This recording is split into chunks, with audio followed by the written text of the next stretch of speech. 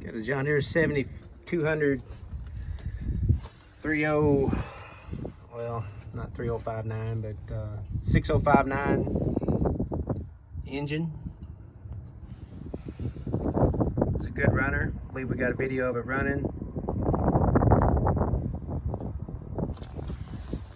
We haven't cleaned it up, so this is kind of how it came in. Doesn't appear to have any major fuel leaks. Get a little dirt dauber there.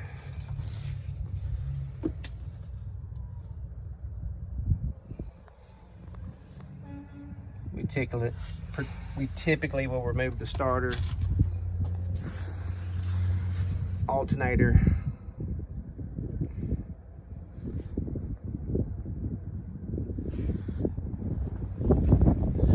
we got the side shields off of it just to video it. So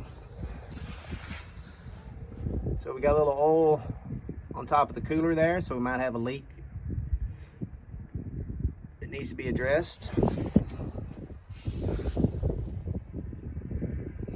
Looks like somebody's put or at least replaced the primer pump here at some point.